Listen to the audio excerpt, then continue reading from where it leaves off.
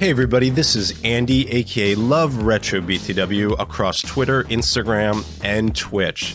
I do a podcast every Saturday called Cafe BTW, a morning gaming podcast, a retrospective look at the wonderful world of retro gaming, from interviews to guests. Join us every Saturday, like a Saturday morning cartoon, starting at 8 a.m., 11 a.m. Eastern. Also, if you're on Twitter, please join the brand new retro gaming community, a place to share, connect, and show your love for the retro gaming community. All the links are down below. And remember, enjoy the Gamers Week podcast.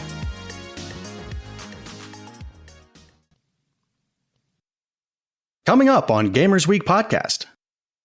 The other thing, though, is how much can they change for it to no longer be your likeness? So all of a sudden I'm watching a movie with Sal Pacino.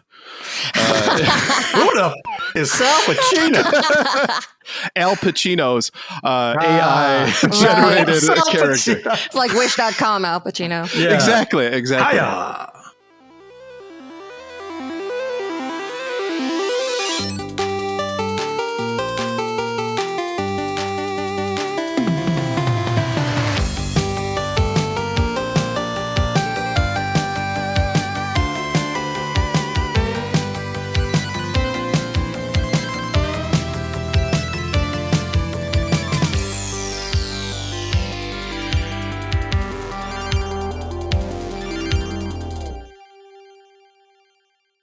So here's a question. Do you guys heat up your Pop-Tarts or do you just eat them from the package?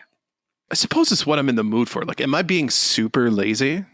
Right. Like that was going to be my argument, is that Pop-Tarts are a lazy food, and taking that extra step to put them in the toaster kind of defeats the laziness. Which is why I love toaster strudels, but that extra step of having to like put the icing on and do all that just it's too much. And the thing about the toaster strudels is without the icing on top, they suck. Oh, they're terrible. Yeah, it's just like it's like a shitty Danish. Yeah. So therefore Pop-Tarts are superior purely for that factor. They're good whether you're lazy or not. What is your Pop-Tart of choice? Damn, the hard-hitting questions. I know, right? I really like the s'mores ones. Those are good. Oh, yes. I think I'm the only person that enjoys unfrosted strawberry. Unfrosted strawberry. Do they even make the unfrosted ones anymore? They do. Donnie was typing and then it stopped. Such was the shock of this admission.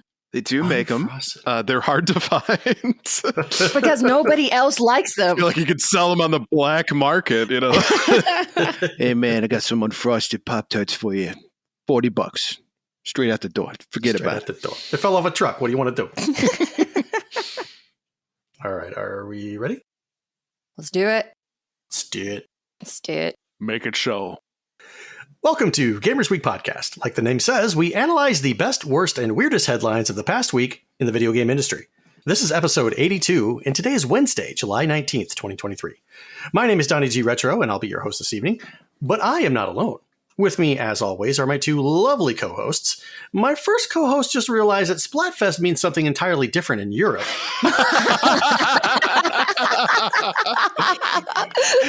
He will also be hosting a Splatoon 3 tournament here coming up soon for Stand Up to Cancer. His name is Ryebread, a.k.a. Retro Game Brews, a.k.a. Ryan Payne. Ryan, how are you doing this evening? Great. Thank you for merging those two concepts together. I really appreciate that. We're disgusting, but it's for charity. Correct.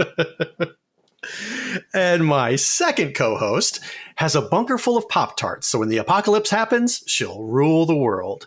And they have frosting, okay? They have to have frosting, because I swear, if this is like Walking Dead style, and you've got a backpack full of Pop-Tarts, and you go to trade, and they don't have frosting, you're going to get shot. Yeah, forget it. Just imagine like Blue running a Thunderdome, and the prize is Pop-Tart. Like the last s'mores Pop-Tart on the planet. Oh. We have a champion. Oh, by the way, I'm splitting it though. It's a 2-pack. I get one, you get the other. Yeah, there's a finder's fee. You understand. Yeah, 10%. So let's take a look at our reviews, reactions, and requests for this evening. At Mega Knight X says, just listening for the first time, y'all are hilarious. Thank you, Mega Knight. That warms my heart. Thank you. Thank you. Puzzle Better says the Rhinos, the Razor Sharks. You already got me thinking about Red Wings games from college because Rochester likes their R's. Represent. Woo! Screw the Red Wings. It's a baseball team. Oh, okay, that's good. I thought I was talking about Detroit, the Detroit Red Wings. No. Rochester Red Wings are AAA ball team. All right, go Red Wings. Woo! Yeah. And at Sassy Sony 007 says, great episode this week. So will we be seeing an OnlyFans link for Big John Bear and Camilla Bree soon? Or will they be making ends meet at the new Angry Birds Cafe? And Blue, what was your response to this? Remind me. My response was, plot twist, it will be an Angry Birds themed OnlyFans tier. It's the best of both worlds, man. Are we dressing up as Angry Birds now? I'm sure there's some market for that. Body paint. It's going to be body paint. Yeah. Very, very tasteful. That's very well done.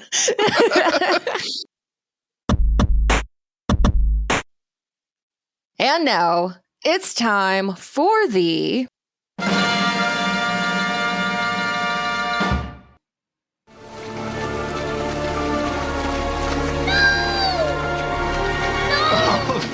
I went with it. Oh my God. Phil's gonna kill me.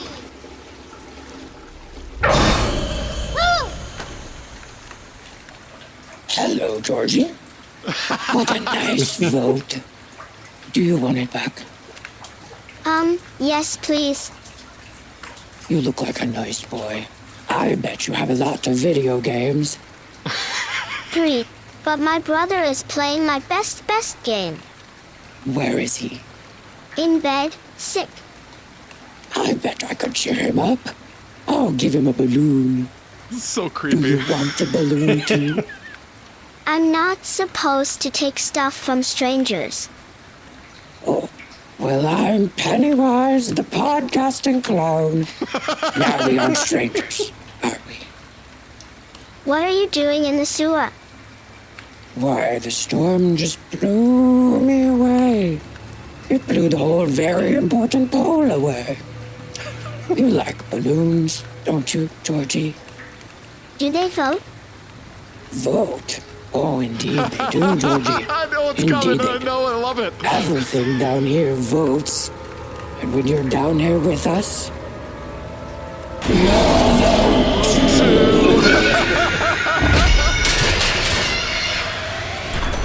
Oh, I love it. You'll vote too! I knew it was coming. You'll vote too! As soon as you said, will they vote? I was like, oh, I know where this is going. I love it. They all vote down here. It was there for the taking. I had to do it. That was Oh, it awesome. was perfect. All right. Every Monday on Twitter, we post our VIP. That is our very important poll. And if you'd like to participate, follow us on Twitter at GamersWeekPC. So this week's question, what is your favorite pause music in video games? Coming in third place, we have V with a meager 2.6% of the votes.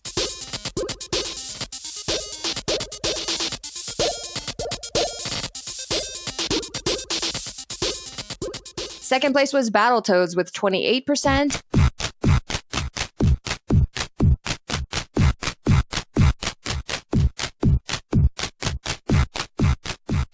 And the winner by a landslide was GoldenEye 007, 59.5% of the votes.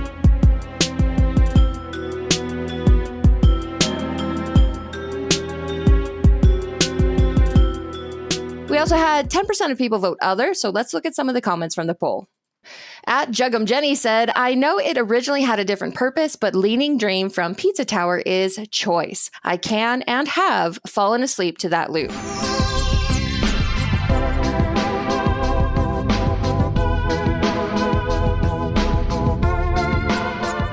At Legit Punisher says, GTA 4 Ballad of Gay Tony is up there.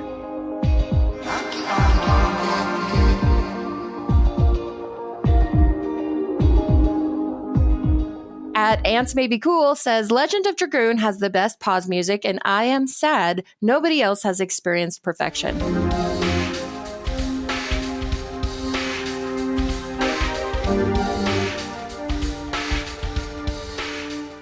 At At David Wise, yes, the David Wise. The David Wise. Says, wow, what a result. So retro, just the age I'm feeling now. Battletoads NES was first released in 1991 with the arcade version following in 1994. And what a game GoldenEye still is from 1997. And Holy Headshot says, there's pause music? You guys are getting paid? So how did you vote in the poll, Ryan? So I'm going to go with the consensus on this one. I think GoldenEye 007, even though Battletoads is like my first thing that came to mind was just that like that beat, you know, that constantly plays in the background. And that was really my first experience with pause music. But something about GoldenEye, it just hit. It's probably one of the best tracks in the entire freaking game. And it's the pause music. So kudos to the team at Rare. Well done. Definitely got to go with GoldenEye 007. And it's funny, I crap on this game a lot, but if anybody said, hey, could you say one nice thing about GoldenEye 007, I'd say, has the best pause music. Hell yeah, brother. There you go. What about you, Donnie? I'm following in Ryan's footsteps this week with 007 pause music. Tell me something that you can't do with this pause music going on in the background. That it doesn't fit. You can do a lot. You can do a lot. Oh, you can totally do that. You don't know what I'm thinking. You could cut the grass. You could bake some cookies. You could rob a bank. You could do all this stuff with the GoldenEye pause music, and it slaps. That's my choice. Bring in a boombox to rob the bank, and then everyone's just like, all right, well, this got a lot better. All right, guys, I'm going to set the mood. I'm going to put this on. Click, click. Get on the ground. You see I'm not angry. And everybody's like, oh, man, I can get into this. Yeah, go take the money. Yeah, cool. Here you go, dude. Good. Well done. Leave the boombox, though. Yeah. That's a fair trade. Yeah, I take the money. You take the boombox. Blue, what's your choice this week? This was a brutal poll. This was terrible. It took me forever to think of an answer because what games still have pause music? Right. Yeah. Especially for a lot of retro games, it would pause the music or it would keep playing the music from the level. And even modern games, if you hit pause, it usually keeps playing the music that was already playing in the background. So I literally could not think of anything. And then I had a video game music radio on YouTube, and this song comes on from a game called Friday Night Funkin'. Have you guys heard of this? I have. My son used to play it. Okay. It is, for anybody else who didn't know, because I hadn't heard of it before this, an open source rhythm game released as a demo in 2020 for a game jam. But the soundtrack to this thing is amazing. And the pause menu music is called Breakfast. And it's so cool. It's like a funky elevator music with a cool bass line, and there's horns and everything. Interesting. I put a link in the Zencaster chat if you guys want to listen to it.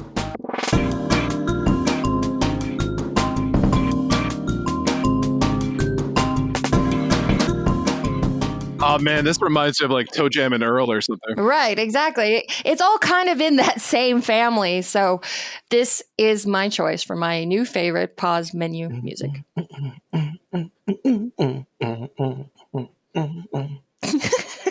Sorry, still listening.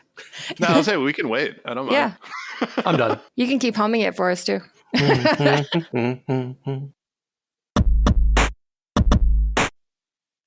Now let's take a look at our patron shout-outs for the week.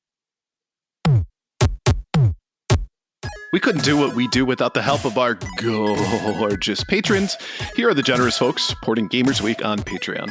Ivor Divide, Matto1606, You Fall Before Me, Davey PGH, the Red Ox PDX family, including Shanna and Luke, Jalazeel, Zach, huge thanks, Number One Blue Sick Boys fan, Sassy Sony, Evo Lust, Princess Kitty Mew Mew, Rai Rai's secret best friend, Mega Retro Man, Gamma Troid, Michael LeKite, Emo-esque, Bill Tucker, The Real Retro Game Brews, Fruitcake's Number One Stan, Duck with Thick Thighs, The Storm starts when the drops start dropping. When the drops stop dropping, then the storms start stopping. Wow, that was a struggle. Yep. Enorma Stitz. Fourth place is the third loser. Wizard of Zardoz, Bobson Dugnut, Retro Blast Pat, Great Siaman 81, BNT Zilla Guy, Geek with That, Johnny Boombox, Crunchy Kong, Sheriff Snacks, Frank Grande, Love Retro BTW, Steven Sand, Ramboski, Terry Kinnair, Ducks and Skies, Jim and Colleen, and Games with Coffee. If you like what you hear today, and we really hope you do, please consider joining us on Patreon. Your support helps cover the cost of producing the show, as well as other cool stuff we'll be doing like prizes and giveaways. You'll also access our weekly patron-only bonus cast called Gamers Week Uncut. Patrons with benefits. Visit patreon.com/gamersweek or follow the link in the show notes to learn more. What was that? Go back and read enormous. He just got it. I was like, who the hell is enormous stits?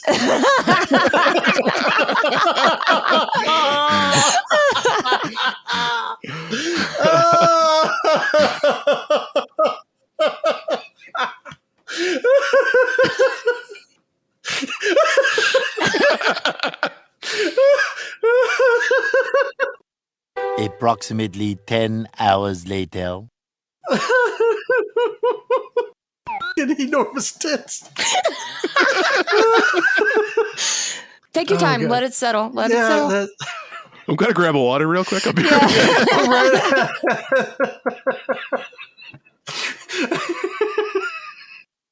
Three days later. Enormous tits. Are you still going? Yep. Oh God, I'm trying to get it together. Please leave all of this in. I'm seriously considering it. They say guys never grow up. You don't say. I'll be on my deathbed, and all of a sudden, like my eyes will open. I'll be like, enormous tits. All right, why don't we jump on over to our headlines for this week? Our headline segment is proudly sponsored by the Retro Game Club podcast. You can do it. Come on now. Stay on target.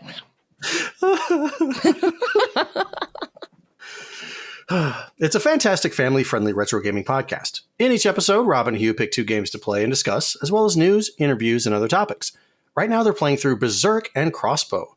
Visit them at retrogameclub.net or follow the link in the show notes. Berserk. Would you like some making? Berserk. Now, Berserk, I kind of remember, but Crossbow, I don't think I do. It's a light gun shooter released in arcades in 1983. Oh. Thank you, Google. Yeah, right. And the controller is a crossbow. Okay. I think I remember seeing this cabinet in an arcade. I don't think I've ever played it. Berserk, I absolutely know, but Crossbow, yeah, I've never even seen this. This is completely new to me. And now I want to play it.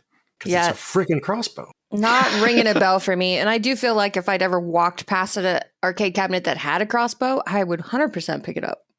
Fits into your repertoire, huh? Of course. Bedazzled Shanks and Crossbows. That should be the name of your punk band. Nice. I don't hate it. I'm going to write that down. Before we get into the headlines, here's a quick update on what's going on in Microsoft Activision Blizzard news. Sony has agreed to a 10-year deal for Call of Duty with Microsoft to keep the franchise on PlayStation after the proposed $69 billion acquisition of Activision Blizzard. This ends a bitter battle between the companies that has been waged both privately and publicly over the past year. Microsoft and Activision have agreed to extend the deadline for the platform holders' acquisition. The deal was originally due to be completed by July 18, 2023. However, the two firms have agreed on a new deadline of October 18, 2023. Nearly 24 members of U.S. Congress have signed a letter calling for the Federal Trade Commission to abandon its legal challenge against Microsoft's acquisition of Activision Blizzard. In the letter, the group says, "We write to express our concerns and to urge you to drop this matter and refocus the FTC's resources on work that supports the interests of American consumers." I feel like they gave us an extra man in this game by extending it all the way out to October rather than July. So we can keep talking about this. Yay! And here I was going to ask how you were feeling specifically, Ryan, knowing that your prediction for the year is failing. I'm okay with being wrong, but I'm not quite wrong yet. He just got a stay of execution. Exactly. Well, good luck for that. Hopefully your lawyer comes through for you. All right, first up tonight from The Verge, Microsoft's new Xbox Game Pass Core will replace Xbox Live Gold in September. Microsoft is launching a new Xbox Game Pass Core subscription to replace Xbox Live Gold. This new Game Pass Core offering will include the usual Xbox Online console, multiplayer support, deals and discounts, and a new small catalog of more than 25 games. Existing Xbox Live Gold members will be automatically transferred across to Xbox Game Pass Core on September 14th, with the service priced at the same rate of $9.99 per month or $59.99 per year as Xbox Live Gold. Xbox Game Pass Core could lead to some confusion around the online multiplayer aspects of Game Pass in general, though. While Core includes multiplayer, the regular Xbox Game Pass that's priced higher does not. You still need Xbox Game Pass Ultimate for the benefits of Game Pass and online multiplayer. Microsoft hasn't solved the potentially confusing aspects of needing Xbox Live Gold alongside a regular Game Pass subscription, and the rebranding arguably makes it even more confusing. The addition of Xbox Game Pass Core comes just weeks after Microsoft bumped its overall Xbox Game Pass monthly prices.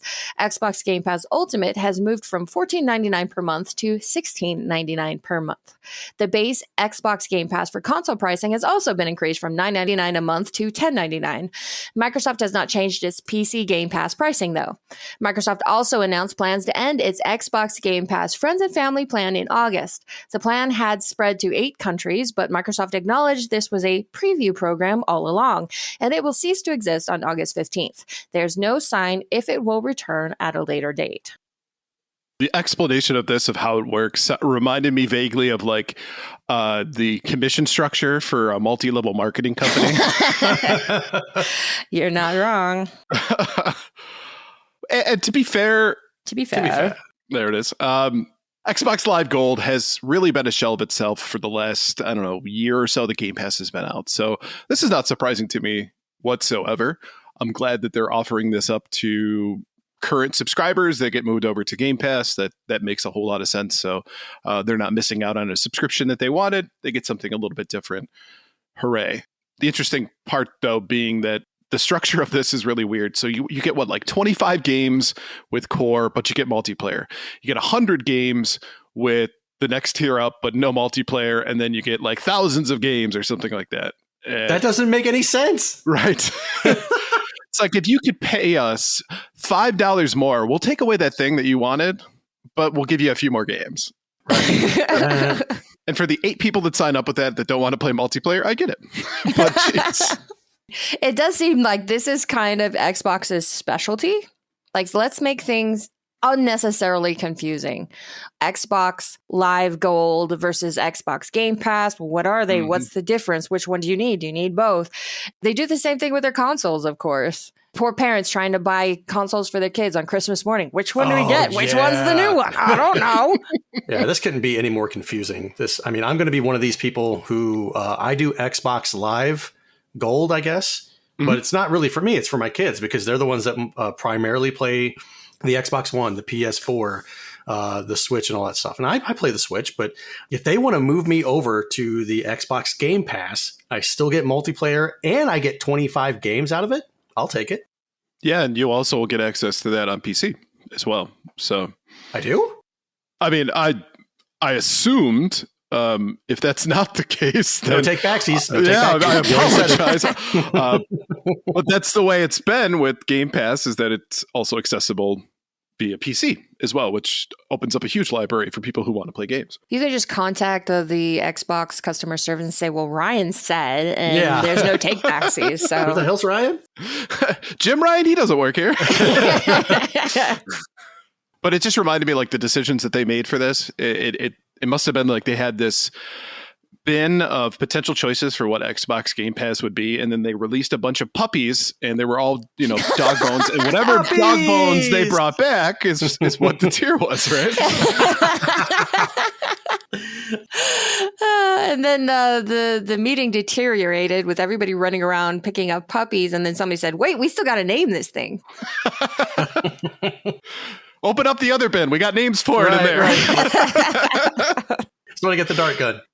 Core? Okay, I guess.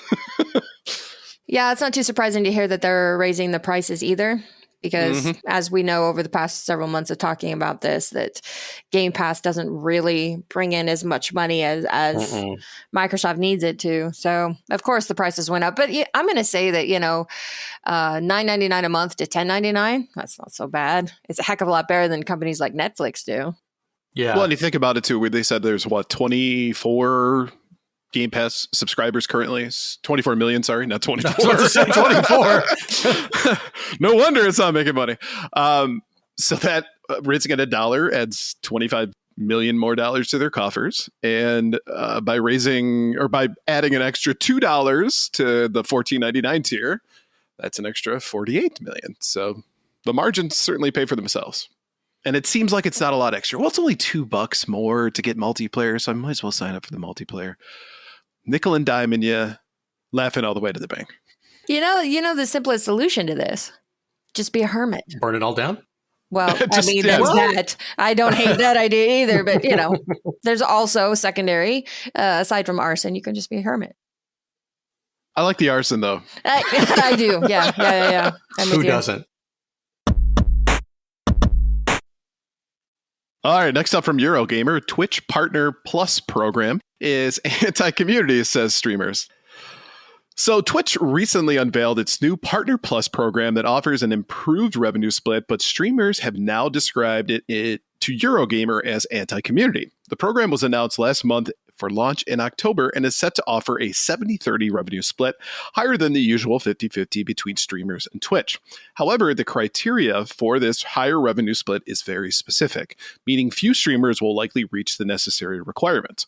Partners who wish to qualify for Partner Plus program will need to maintain a subscription count of at least 350 recurring paid subscriptions for 3 consecutive months.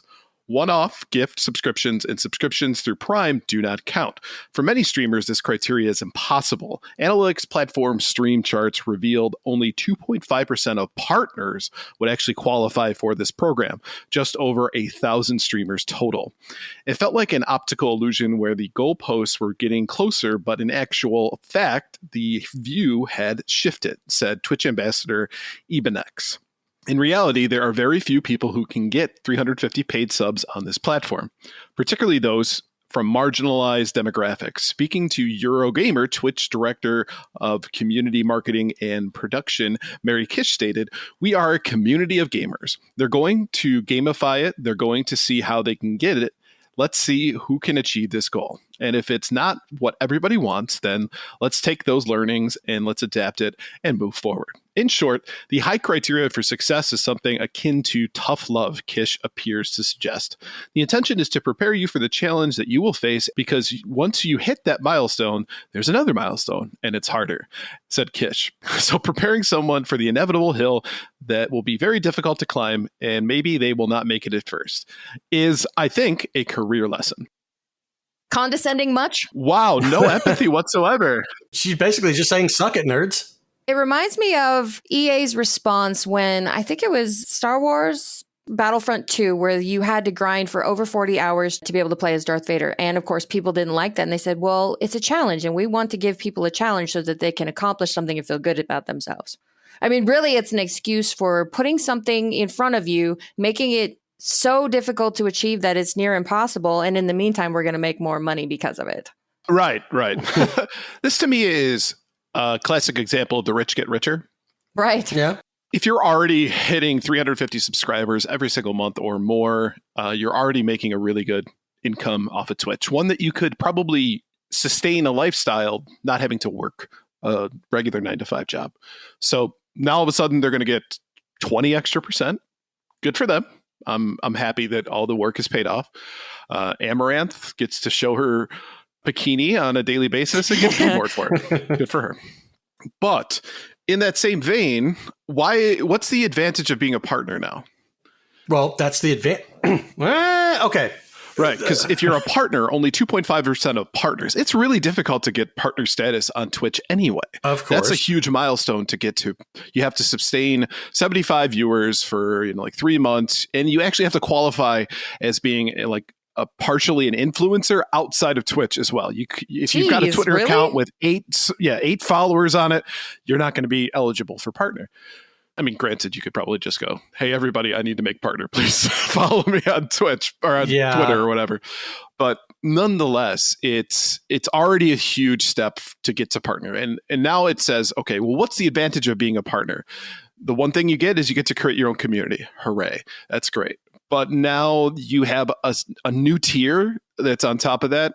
You're basically getting the same revenue as affiliates at 50-50. So again, what's the advantage of being a partner at this point? They've created a situation that makes it so there's haves and have-nots in this in this community. And honestly, at the end of the day, if I was a partner, I would look at this as being a kind of a punch in the mouth a little bit. Well, yeah, if they are setting up these parameters to join this Partner Plus program, and you know that Twitch has analytics on everything in their platform, and they know exactly how many partners they have and how many subscriptions the average one has. And they know when they set this up that of all the thousands upon thousands of people streaming on Twitch, that only about 1,000 streamers would qualify for this. They knew this when they set it up, and they're like, "Oh no, it's a game, you guys! Come on, play the game with us. Who can make this?" Or you set realistic goals to actually motivate people, not impossible things that are just, like you said, a punch in the mouth. Twitch is so tone deaf. Yeah. They have proven this in the past, and they continue to prove it now. So I'm reading over the difference of what it means to be a Twitch partner versus a Twitch affiliate. And it says that you'll earn revenue from all video ads shown on your channel. This includes pre-roll, mid-roll, and post-roll ads. Plus, you will be able to have the ability to run ad breaks, making revenue before and after your streams, as well as during natural breaks. An affiliate is eligible for payout when the pre-taxed accrued revenue balance gets to $100. Twitch partners, meanwhile, get revenue from channel subscriptions and emotes, as well as bits and ads. So that sounds like the same thing. They are the same picture. Right. Well, Mary Kish says in here, if it's not what everybody wants, then let's take those learnings and let's adapt it and move forward. It'll be interesting to see if Twitch will honor that. I mean, they have shown in the past several months that they will cave to pressure. Of course. So I think that this Partner Plus program will not be long-lived. You think it'll change by October? I'd be willing to bet that, yeah. Okay. That's Blue's prediction. Well, we're just making impromptu predictions. Yeah. Bills Super Bowl champions this year. Oh, God. I feel much better about my prediction. Yeah. Ooh. Cute. Kisses. Next up from CNET, handheld gaming consoles will soon require replaceable batteries. The next generation of handheld gaming consoles could all have batteries you can replace yourself, thanks to a new regulation in the European Union. The new rule, which the European Council adopted on July 10th, is designed to ensure sustainability and reduce battery waste. Batteries are key to the decarbonization process, Teresa Ribera, Spanish Minister for the Ecological Transition, said in a statement. End-of-life batteries contain many valuable resources, and we must be able to reuse those critical raw materials. The regulation will apply to all batteries, including all waste portable batteries, electric vehicle batteries, industrial batteries, starting, lightning and ignition batteries, used mostly for vehicles and machinery, and batteries for light means of transport, electrical bikes, e-mopeds, and e-scooters, the European Council said last week. This would also include portable handheld gaming consoles like the Nintendo Switch and the Steam Deck, which means you would be able to remove and replace your own gaming console battery by 2027. Portable batteries must be readily removable and replaceable by the end user at any time during the lifetime of the product, according to the new rule. While this new regulation will only apply in the EU, it could result in console makers ensuring replaceable batteries worldwide rather than making a separate device for the European market. Nintendo and Valve didn't immediately respond to a request for comment because they're like, oh, crap.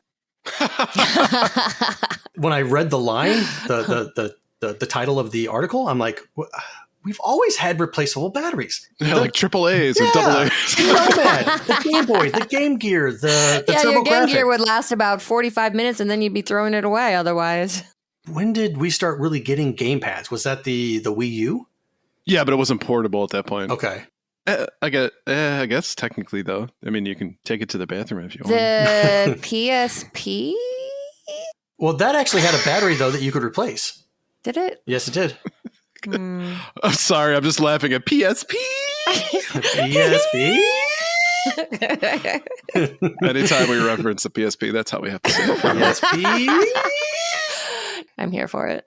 But I started thinking about the Switch and the Switch Lite and all that stuff. And you're right. You can't replace your own battery in that thing. So if that thing fries, you're toast. You have to essentially go get a brand new console. And to the point of this article, when you get rid of the Switch, that battery goes with it. So it becomes part of e-waste.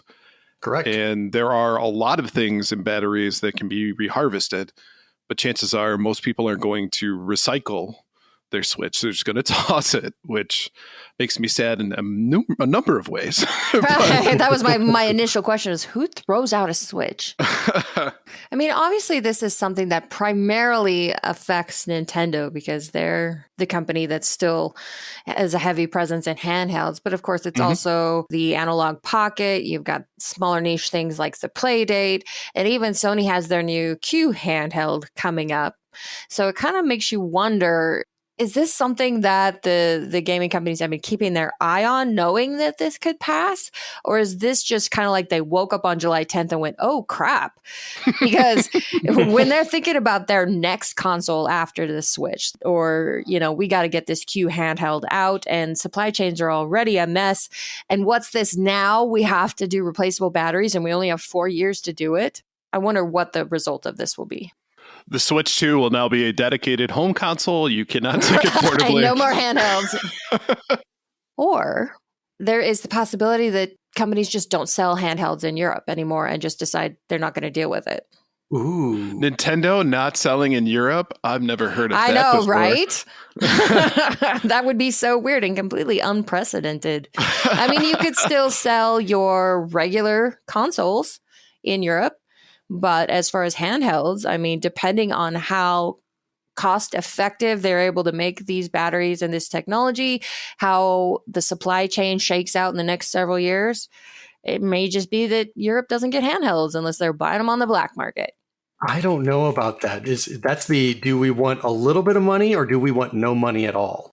Well, and that's the case. My guess is, I mean, Nintendo's done that with like the Wii. They came out with one that red one that the door pops open and you push it down, really cheap and crappy. I could imagine that they just make one that's a dedicated home console. That could be their solution to that in Europe specifically. And of course, I would buy one because collectors. Yeah, I'm obsessed. But it'd be interesting to see how this plays out. I mean, obviously, we'll still be doing the podcast in 2027. So obviously. So it'll be interesting to kind of see the evolution of this. My guess is that they're going to announce a lot more of this as time goes on. So 2026 will probably be full of stories about this. And the reason why we'll still be doing the podcast is that the Activision Blizzard acquisition will still not be completed. Just keep milking that cash cow. Now it's time to take a look at our top 3 new releases.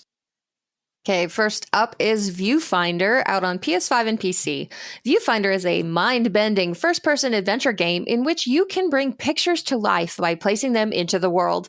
Viewfinder's narrative is player-driven and will be an approachable experience to someone who just wants to play and solve puzzles, and a rich, well-thought-off world to a player who wants to learn more. Find the answer to the impossible once you step in the world of Viewfinder. Next is Might and Magic Clash of Heroes, the definitive edition, out on PS4, Switch, and PC.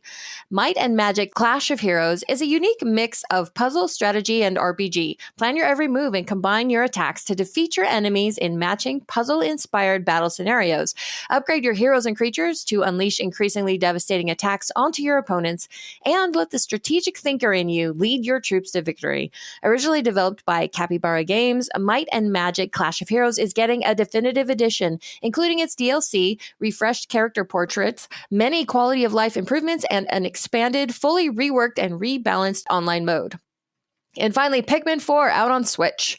Meet Pikmin, small plant-like creatures with distinct abilities that you can grow, pluck, guide, and overpower enemies with. Use your Pikmin's miniature might and a bit of strategy to explore this mysterious planet in search of your crew and treasure. To succeed, you'll have to balance caring for the Pikmin with leading them into dangerous situations.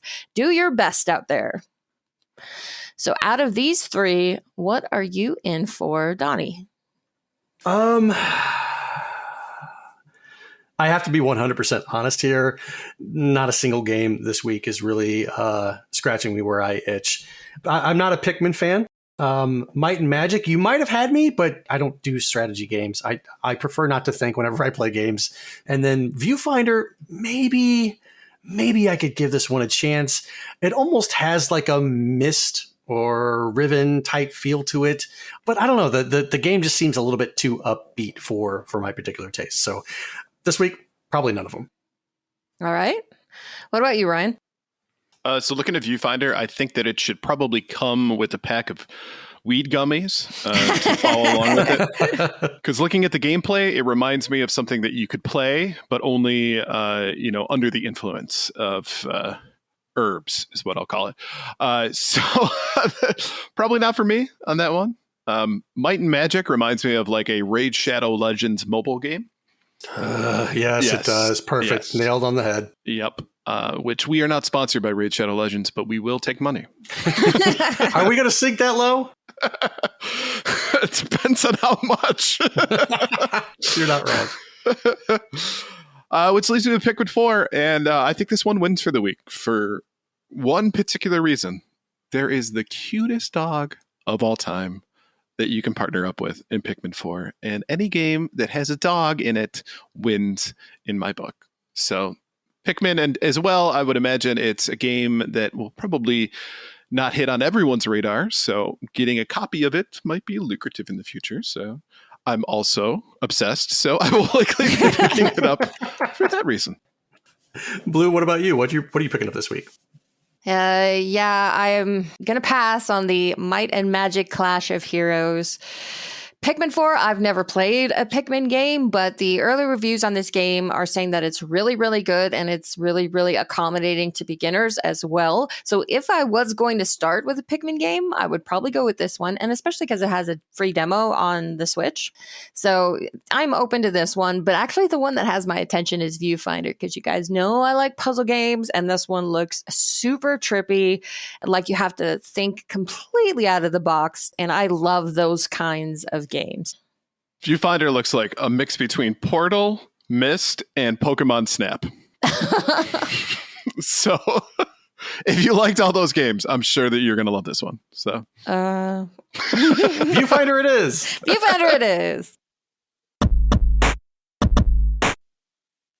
This month, we're giving away a brand new copy of Pikmin 4 for the Nintendo Switch. To enter our giveaway, look for @RetroGameBrews pin tweet on Friday, July 21st. Give our Twitter account @GamersWeekPC a follow and retweet for one entry.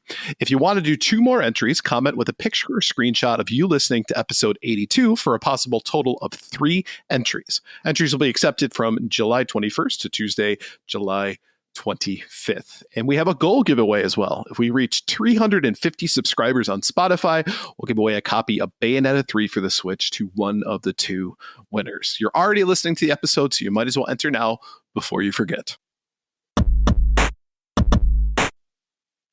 All right, let's move on to our main topic for the week. From Sports Illustrated. We get a lot of articles from Sports Illustrated, right? Totally. Voice actors speak out on how the SAG-AFTRA strike affects video games. If you spent any time on the internet or kept an eye on the news these past few weeks, you'll know that both the Writers Guild of America and Screen Actors Guild, American Federation of Television and Radio Artists, are on strike. The union strike effectively puts a stop to most film and TV production in the U.S., and it doesn't seem that it will be letting up anytime soon, with some speculating it could last until at least October. But as you may or may not know, many voice actors are part of the SAG, and voice actors play a pretty massive role in modern games. Right now, both WGA and SAG, massive film and TV industry unions, are on strike. The WGA is made up of 11,500 writers for film, TV, radio, and more. 97.85% of WGA members voted to go on strike on April 18th if an agreement with the Alliance of Motion Picture and Television Producers was not reached by May 1st, which it was not. SAG, on the other hand, compromises over 160,000 actors, including film, TV actors, both minor and major, voice actors for film, TV, some animation, and more. Basically, if you see a person in just about everything you watch, they're probably in SAG. The Screen Actors Guild went on strike last week after contract negotiations with the AMPTP fell through. On the face of it, both strikes are because of contract negotiations with the AMPTP. Things are a little bit more complicated than that, though. The AMPTP represents big studios and streaming services like Amazon, Apple, Disney, NBC Universal, Netflix, Paramount, Sony, Warner Brothers, and Blockbuster. Scratch that last one. And writers and actors are concerned about how streaming will affect their livelihoods. Most actors and writers don't get residuals from streams of content they've appeared in or written, instead sometimes getting a small cut of the licensing fees when a company like Netflix signs content to its platform. Another major concern is the increase in prevalence of AI and similar technologies. Actors are concerned that companies could use their likeness in conjunction with AI and deepfake technologies to create content without their input, permission, or compensation. Ashley Birch, one of the most prominent voice actors in video games and known for her role as Aloy in the Horizon series, says that the strike is to protect the future of the profession. There are so many issues at stake here, the bottom line of all of them being, how do we protect the longevity and sustainability of our professions? There are so many writers and actors that are barely getting by or had to leave the profession because they couldn't make ends meet. These are people that were actively working these contracts and still couldn't live off of their wages. That's unacceptable. She added, add the threat of unregulated AI on top of that, and it's clear that the only path forward was to strike. This specific strike is unlikely to have an impact on games very much, if at all. Voice actor Cissy Jones, who received a BAFTA for her role as Delilah in Firewatch, says that the contract for interactive content has a no-strike clause, so there can't be solidarity strikes for actors in the games industry. That doesn't mean it will stay that way forever, though. Jones says that the kinds of issues that led to the SAG-AFTRA and WGA strikes, such as the use of AI and the potential for royalties, better pay, and more, aren't entirely removed from the games industry. This affects all of us. Many facets of the industry face similar changes/challenges, she says. There needs to be a way for us to all exist in this space and not have the creatives, the actors, writers, editors, animators, and anyone currently trying to earn a living in this industry cut out completely so a few millionaires make a few more bucks.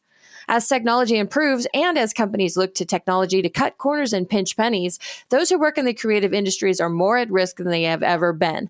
The SAG-AFTRA and WGA strikes represent a first step towards acknowledging and fighting back against these risks, and industrial action at this scale is almost certainly going to have a ripple effect throughout all creative industries, video games included.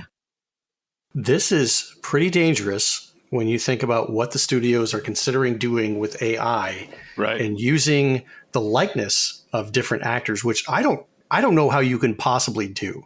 If you want to get an actor's likeness to play a role, I mean, they have to audition, they have to be set to a contract and whatnot, but how can you just go ahead and create an artificial intelligence character or skin or whatever to slap on a body, get some random person in here, oh, I'm going to slap Idris Elba's face on this no-name person who's going to act like a stunt double, and there you go. That's Idris Elba stars in this new movie, and he doesn't get anything for it. Nobody's going to be able to break into being an actor anymore. It takes away the humanity of this art form. I mean, granted, technology is chugging along at a very fast pace here. So this idea of AI actors is looming on the horizon. But at the end of the day, the best films you've ever seen, the best content that you've ever watched has been produced and starring someone with talent, someone that went to school for this, somebody who has mastered their craft over decades and decades to be where they are today. And to see that replaced by a bunch of ones and zeros, not a fan, I got to be honest. It's been so interesting working as a freelance writer as this AI thing has come on, because there's a stark divide in the types of jobs that are available now. I had a supervisor at one of my jobs say that writers were dying as a profession. And so I needed to learn how to leverage AI so that I could market myself as an AI expert and try to earn a living that way, because there was going to be no point in writing anymore. And looking at the jobs that are posted now in the last year, there's a small percentage of jobs that say no AI writing whatsoever. If you're found to be using AI, it will be grounds for being immediately fired. But far more job postings out there say we want writers who know how to leverage AI so that they can write faster, better, more efficiently, and cheaper. So we can just churn that content out and it's good enough. Maybe it's not winning a Pulitzer, but it's good enough to get a few clicks. And that's all anybody cares about is it good enough to get a few dollars?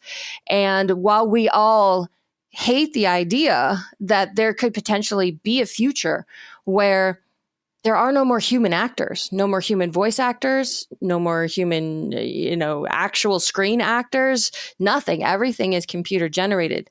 We hate that because we know what the human side of it looks like and feels like and is capable of. But another generation or two, they won't know the difference and they probably won't care. No, and to your point with as far as it being cheaper, you're going to get paid less because it's not going to take you as long to work on an article. My favorite job listings are the ones that want you to come in and train the AI so that as soon as the AI is good enough and they don't need you, then you've just made yourself obsolete. Could you come in and train your replacement? That'd be great. I know that you've only worked here for a week, but that would be awesome. Right. Jesus. People who are fans of AI say that it has such potential for all of this stuff, and it's going to streamline communications and make humanity more efficient, and it's all this kind of stuff, but I just don't buy it. And I don't want to be that person who is slowly aging in the demographics and, just can't accept new technology. But from where I sit, the cost of using AI is so high that I don't see how streamlining a few communication systems is worth it. Old woman shakes fist at Skynet. Right. They took our jobs. I mean, they kind of are. Yeah, they are. It's going to get a point, or it's going to become a point where, all the different things that we've seen in the movies with everything's automated, programmed and stuff like that. Everything that used to be able to be done by a human is now done by a machine, and the world works so much more efficiently because we're living in the land of the Jetsons where we press a button and it cleans up everything. It does the dishes. I don't have to do anything. It's not the world of the Jetsons. It's the world of WALL-E, where we're all, 500 pounds in our little hover chairs. I'm okay with this, though. Do you guys want to go hit some golf balls? No, I hit golf balls yesterday.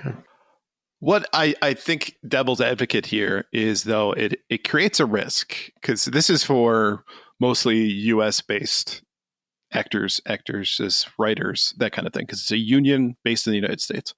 Now, granted, there are a lot of international people who are a part of it, but the biggest thing that you're going to look at is that there are countries out there that would be willing to replace Hollywood as the mainstay when it comes to cinema. Now, Hollywood has had a stranglehold on cinema since its inception, realistically. And that has created a lot of jobs in California, an entire state that is really dedicated to this whole thing. But you get a country like China, who is, obviously state run, and they're going to be able to pop out content that is in every language that you want, and bringing in people who, to your point, Donnie, that all they have to do is be in a mocap suit, and then they can figure out how to paste over your favorite actor or actress. Then they're going to make all the money for this. So it puts Hollywood at a kind of a risk of being obsolete, which is strange to say. Here's the thing with likeness, though. You can't use somebody's likeness in a video game, in a movie, in a television commercial, or anything like that without them being compensated at this present time. So if they don't give U.S. court. Yeah, right. In U.S. courts, that's strictly what we're talking about here. Yeah. If they don't give their likeness, the particular screen studios do not have a leg to stand on. The other thing, though, is how much can they change for it to no longer be your likeness? So all of a sudden, I'm watching a movie with Sal Pacino. Who the is Sal Pacino? Al Pacino's AI generated character. It's like Wish.com, Al Pacino. Yeah. Exactly. But I mean, you actually kind of make a point because let's talk about the recent Indiana Jones movie where they needed to de-age Harrison Ford. I mean, imagine if they could have just had a virtual version of Harrison Ford that never got older and they could make Indiana Jones movies forever. You wouldn't have to change out James Bond every 4 movies if you wanted to. In that regards, I do like the fact that there's a different James Bond. I think that's sort of the mystery that adds to the mystery of it. But I don't want a particular franchise to go on and on and on and on. Make a couple of them and that's it. The Mega Man of movies. Or they make a James Bond movie, and then as an audience member, you just choose which is your favorite James Bond, and then he gets put into the movie. So like you go to the theater, everybody votes, and like Sean Connery gets most of the votes.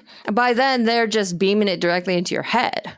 Oh, that's right, with Neuralink, right? Yeah, with like Batman Forever. Was that it? Batman Forever?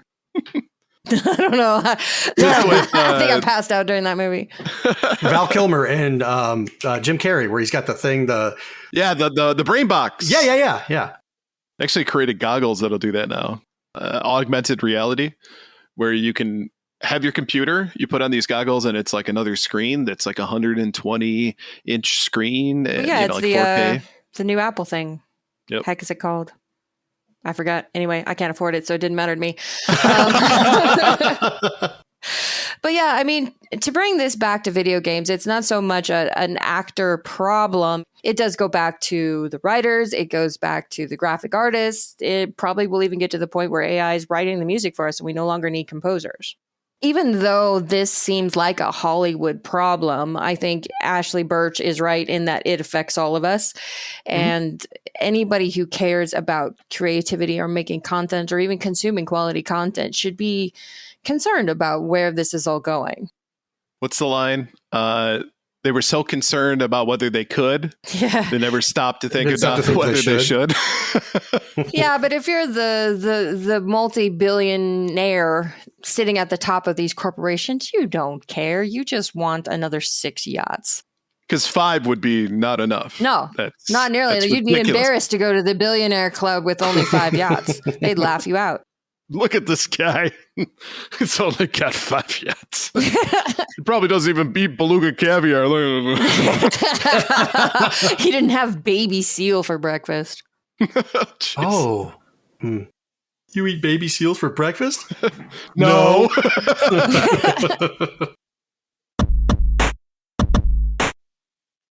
All right, before we move on, let's take a quick break to talk about our sponsor. This segment is proudly sponsored by the Leadist Podcast. It's a show where 3 friends and occasional guests play games about video games, including trivia, game show games, and more. Here's this week's trivia question. Goat Simulator wasn't the first franchise to skip over a sequentially numbered game in a series. Another franchise infamously did the same in the early 90s for various true and mythological reasons, and it became a running gag referenced in subsequent games in the series. Name that franchise. Tune in to the Leadist Podcast this Wednesday to hear the answer. You can find the Leadist on your favorite podcast platform, and we'll also have their links in the show notes. All right, admittedly, I did not get this one. So if you do, I will be very impressed. Nothing's coming to mind off the top of my head. No. The only thing I could think of is how there's not a redacted. There is. Technically, there is. Technically, but it's not called redacted. Yeah, it is. In the arcade, yeah. That's super technically. You're not that Robo. Robo boss.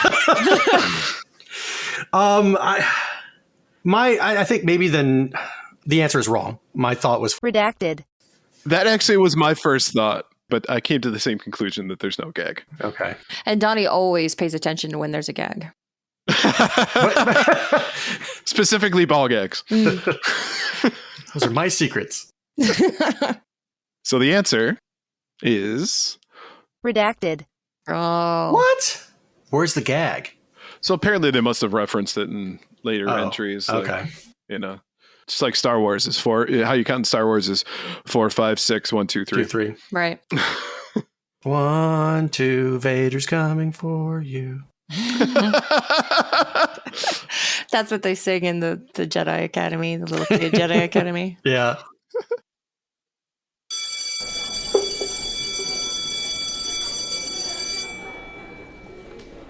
All right, thank you for coming, students. Please take your seat. Welcome back to Professor Ryebread's Gaming History 101. And in today's lesson, we'll talk about the stores that to a gaming nerd was the omphalos of our childhood. Rows and rows of games, consoles, and gaming paraphernalia. We, of course, are going to be talking about video game stores of the 80s and 90s. So shopping for video games today usually means going online or to a big retail chain like Best Buy or Target. But if you want to purchase from a store dedicated solely to gaming, your choices are usually a mom and pop shop or GameStop. Ever wonder why all those stores that we shopped at as kids seem to have disappeared only to reemerge as a GameStop? Well, today we will uncover the mystery or misery, depending on who you ask. So the first of the two retail stores that had regional success in North America is Electronics Boutique, or EB for short. Started in King of Prussia, just outside of Philadelphia in 1977, originally selling digital watches and calculators. Bear in mind, the Atari 2600 released that year, so games weren't exactly a stable marketplace for most small retailers who were willing to take a risk on games. Now, EB soon found themselves focusing on all types of electronics, but mostly centered around computers related to business and productivity. They eventually opened up stores under the name Gadget and Games, which were focused especially on electronic entertainment. In the mid-1990s, however, they switched their model solely over to home console video games as the market was exploding in North America at the time. Eventually, EB would start expanding into international markets as well, including Canada in 1993, the UK in 1995, Australia in 1997, where you can still find stores operating under the EB Games name. Our second player was the well-remembered Funcoland. Personally, never stepped foot into this store, but I'm told that it was a haven for the nerdy gamer. Also particularly like the training videos that included a genie-like character teaching a young employee how to upsell their products. If you have not watched it on YouTube, I highly recommend it for the cringy lulz. Let me out of here! There's only one way to escape this place. What is it? Know the letters. Complete the game. What letters? What are you talking about? To win your freedom, you must collect the letters G-A-M-E-S. Games. To prove to me you know the Funcoland sales process. And while you're there, check out Blockbuster 2 with the guy on the TV named Buster. It's peak cringe. Yo, Marie. Hey, let's wake up. Oh, who are you? The name's Buster. Buster Sales. I am a professional opportunist. That doesn't sound very nice.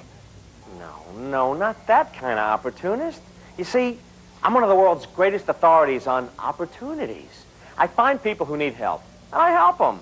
And clearly, you need some help. Moving on. Now, Funcoland started in 1988 with David Pomagier, and that's the last time I'm going to say his name. But its roots stem back to David's first business venture called Protectronics, which was a mail-order business based in Minnesota focused on selling Commodore 64 computers. Business did very well, but admittedly, David wasn't exactly the best with money at the time and basically pissed it all away in only a few years. After closing up shop, David was left with 1,100 Nintendo carts. He devised a plan to lease them out to rental stores in the area in order to make back money on his investment. Now, David found himself buying more games as they released and decided that he could take this lesson he learned at Protectronics and apply them to home console gaming.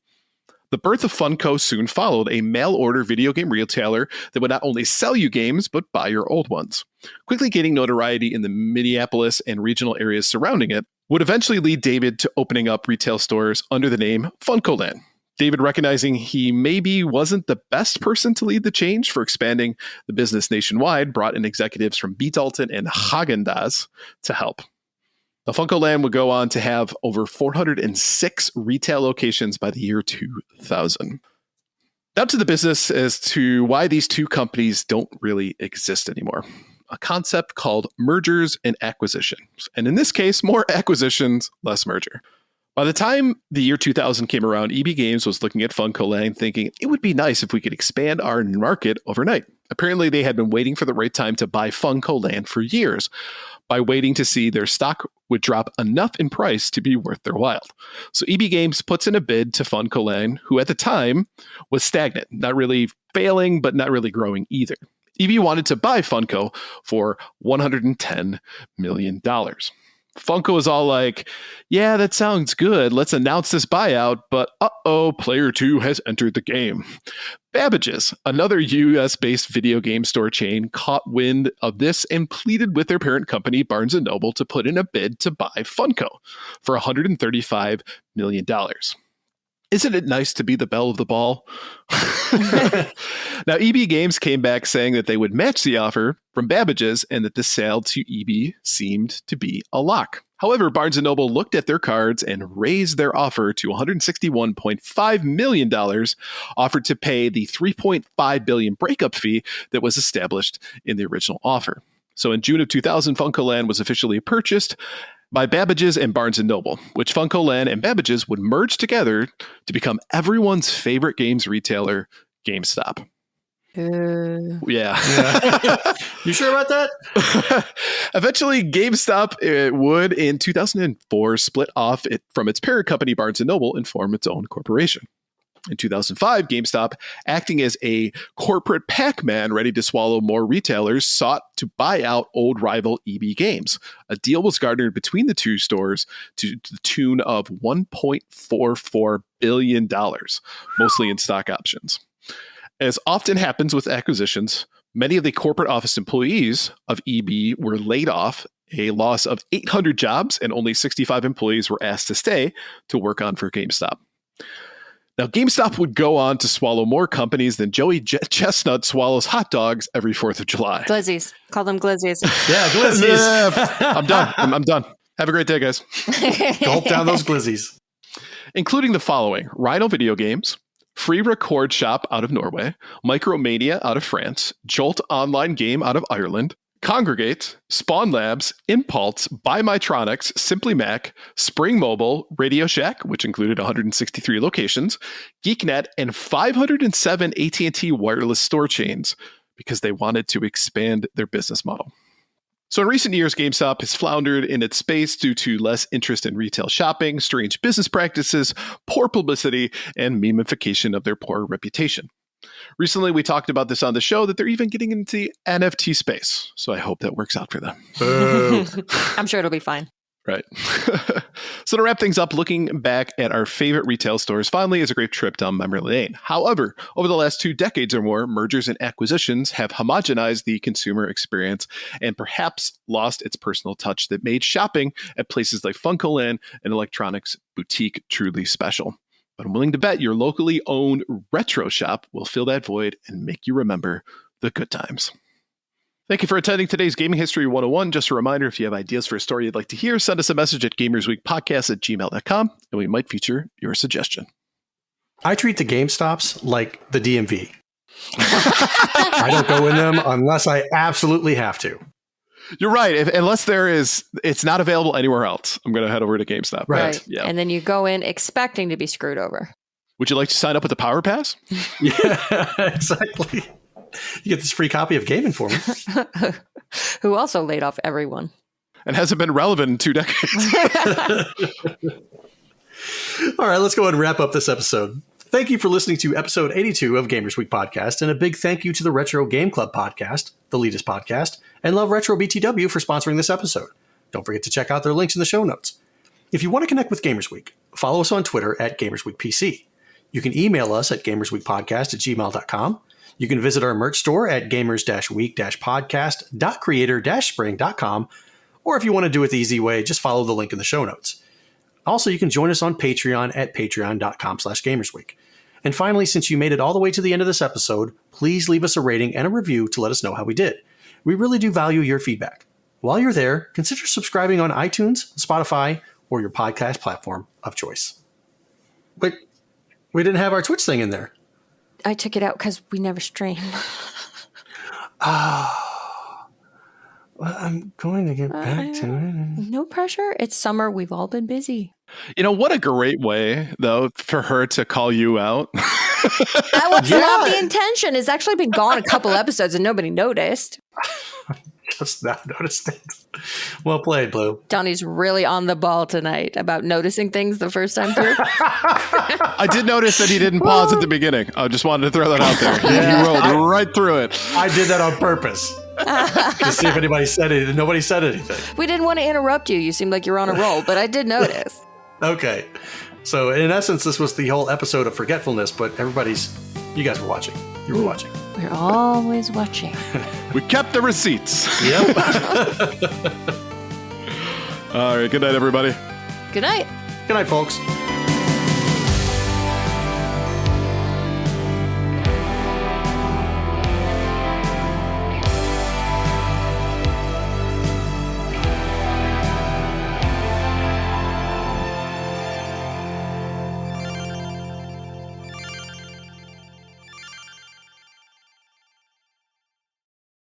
PSP? Welcome to Gamers Week Uncut. Welcome to Gamers Week Uncut. Welcome to Gamers Week Uncut, patrons with benefits. This is the unscripted, patron-only bonus cast with less editing and more dirty jokes. We don't know where the conversation will go, but we're sure it will be weird. This fish just went right on my nipple, and I'm just like, I Google Street Fighter 6. The first search result that comes up is people think they can see Ryu's in the Street Fighter 6 reveal. Listen up here, kids. You're not going to want to get one of those VD-STDs things, right? Make you fall off. When you go, grab a pro. You'll be doing it for America. that was perfect. If you want to hear weekly episodes of our patron-only bonus cast, join us at patreon.com/gamersweek.